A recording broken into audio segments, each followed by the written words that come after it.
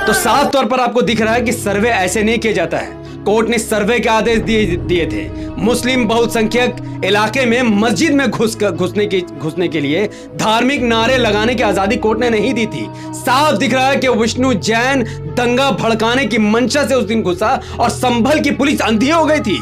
जब सर्वे के आदेश कोर्ट ने दिए थे तो संभल की पुलिस वो भड़काऊ नारा क्यों नहीं रोक रही थी? क्या नारे के साथ सर्वे किए जाते हैं? और जब ये लोग घुसे, हाँ, लोगों की भीड़ हुई और क्यों ना हो। मैं पूछता हूं संभल पुलिस से, योगी आदित्यनाथ से और तमाम हिंदू समाज और मुस्लिम समाज के लोगों से, क्या मस्जिद में सर्वे को लेकर बाहर में भीड़ नहीं लग सकती है?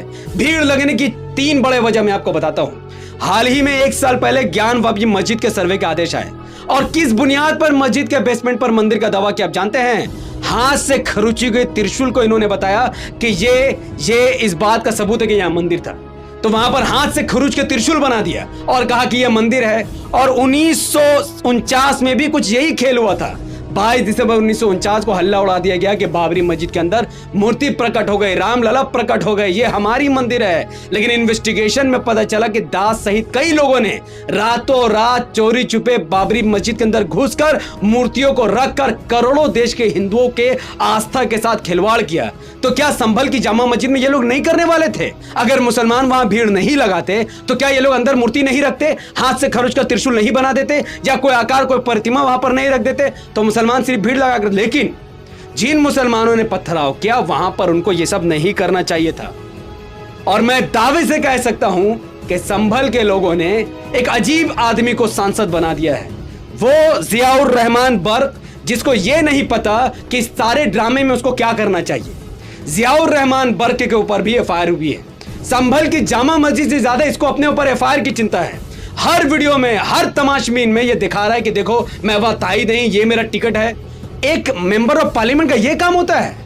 जियाउर रहमान बर्क को ये मामला तुरंत सुप्रीम कोर्ट ले जाना चाहिए था। 19 तारीख को सर्वे पहला हुआ, कुछ नहीं मिला तो इसको सुप्रीम कोर्ट जाना चाहिए था। जियाउर रहमान बर्क को ये कहना चाहिए था क्या कि 1947 के बाद से जो धार्मिक स्थल जिस धार्मिक मान्यता का था वो उसी धार्मिक मान्यता का रहेगा, उसका नेचर चेंज नहीं हो सकता है। अगर मुसलमानों की मस्जिद थी तो थी, उसको कोई मंदिर नहीं बना सकता है। लेकिन ये सुप्रीम कोर्ट नहीं गया, ये संभल के उन पुलिस वालों पर एफआईआर नहीं करा पाया जिनके ऊपर आरोप लगा कि उन्होंने 5 मुस्लिम बच्चों को मौत के घाट उतार दिया है। इसने उन पुलिस वालों पर भी एफआईआर नहीं दर्ज कराई जो उस वक्त दंगे भड़का रहे थे, भड़काऊ नारे का समर्थन देकर के विष्णु जैन के साथ जो लोग खड़े थे। तो पुलिस पर एफआईआर करने की जगह, सुप्रीम कोर्ट का रुख करने की जगह, योगी आदित्यनाथ को एक लेटर देने की जगह ये कह रहा है कि अल्लाह मालिक, अल्लाह इंसाफ करने वाला है। अबे तुम मौलवी हो भाई, आप मौलवी है या सांसद है? बता दीजिए। अगर मुल्लागिरी करना है तो सांसद मत बनिए, अगर सांसद बनना तो मुल्लागिरी मत कीजिए, क्योंकि ये कोई लॉजिक ही नहीं बनाता कि आप कह रहे हो अल्लाह इंसाफ करेगा।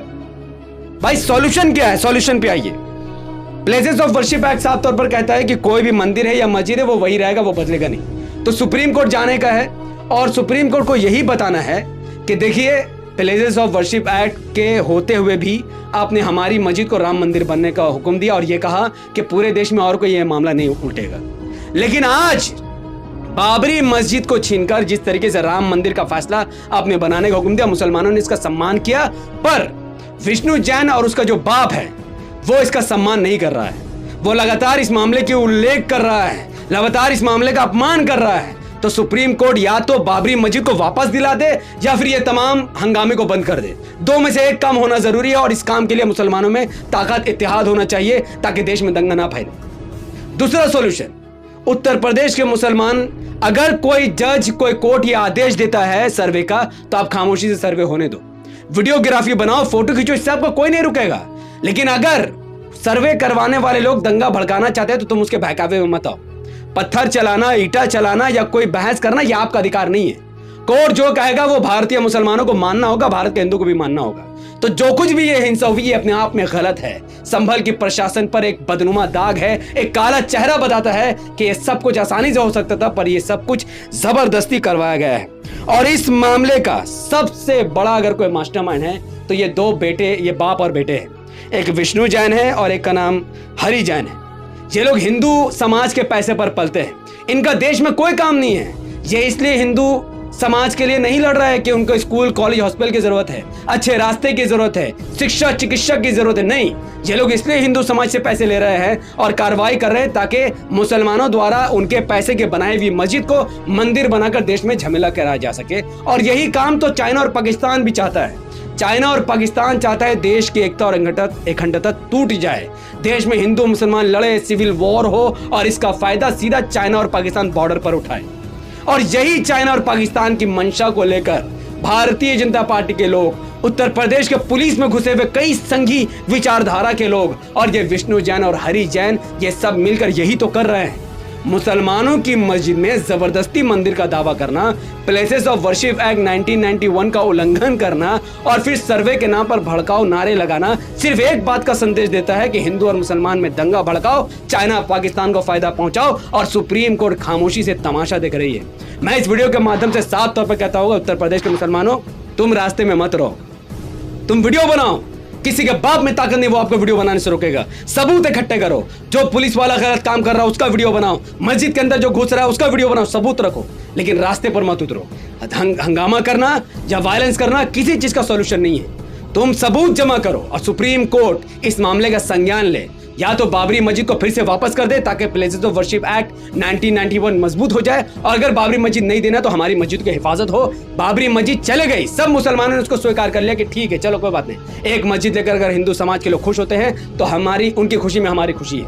लेकिन आज जब वो हमारी सब मस्जिदों पर दावा कर रहे हैं तो सुप्रीम कोर्ट को आगे आना होगा और इस मामले पर कड़ा रुख अपनाना होगा।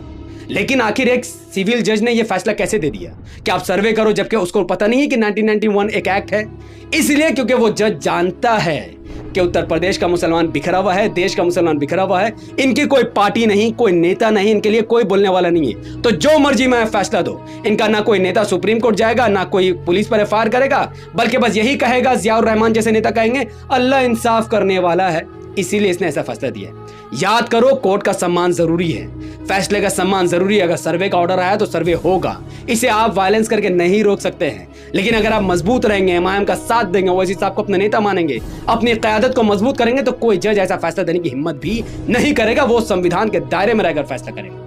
मुझे उम्मीद है कि आपको मेरी बातें समझ में आई होंगी, इसीलिए इस वीडियो को शेयर कीजिए ताकि उत्तर प्रदेश के मुसलमान वो भूल ना करें, क्योंकि पुलिस का रिकॉर्ड बहुत खराब है। अगर आप पर एफआईआर हुआ तो कस्टडी में आप मारे भी जा सकते हैं, क्योंकि यूपी पुलिस का रिकॉर्ड बहुत खराब है। देश की सबसे खराब पुलिस सर्विस में सबसे बड़ा नाम यूपी पुलिस का आता है। तो आप इन सब चक्करों में मत पड़िए, पढ़ाई लिखा में ध्यान दीजिए, कोई नेता के चक्कर में आने की जरूरत नहीं है। संविधान पर भरोसा रखिए, मुत्तहिद होइए और अपने नेता ओवैसी साहब को मजबूत कीजिए, इमाम को यूपी में मजबूत कीजिए, वरना जो 70 साल से आपके साथ हो रहा वो आने वाले 70 साल में भी होता रहेगा। तो पीस और हार्मोनी उत्तर प्रदेश में बनाए रखिए। इस वीडियो को लाइक कीजिए, शेयर कीजिए, कमेंट कीजिए, हमारे चैनल द पटेल को सब्सक्राइब कीजिए, बेल आइकन क्लिक कीजिए, ताकि इस मुद्दे पर एक और वीडियो आना बाकी है जो उत्तर प्रदेश के संभल पुलिस की पोल खोल कर रख देगा। तो इस चैनल से जुड़े रहिए। अगर आप सब इस वीडियो को हमारे फेसबुक पर देख रहे थे, लाइक और फॉलो कीजिए, अपने विचार कमेंट पर रखिए कि इस मामले में आपकी क्या विचार है, और मुझे अपनी दुआ में रखिए। बहुत बहुत शुक्रिया। अल्लाह ताला इस देश को तबाह होने से बचाए, चाइना और पाकिस्तान के दलालों को अल्लाह जलील कर दे। अल्लाह ताला हमारे देश को ऐसे मनहूस हाथों से बचाए जो इस वक्त हमारे देश में मुसल्लत हो चुके हैं। बहुत बहुत शुक्रिया। अस्सलाम वालेकुम व रहमतुल्लाहि व बरकातहू।